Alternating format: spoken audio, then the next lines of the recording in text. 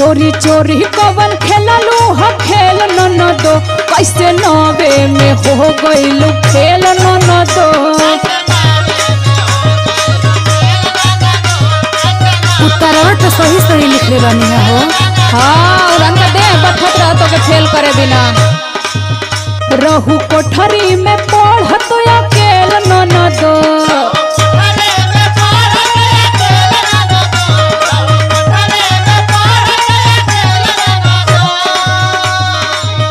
रहू कोठरी में पढ़त अकेल ननदो कैसे नवे में हो गइलू खेल ननदो। हमरा कुछ समझ में ना आवत भौजी, हम तो सब लिखले रहे। हाँ तो कैसे दक्षिण लग गइलू हो हमके बहकावा मत।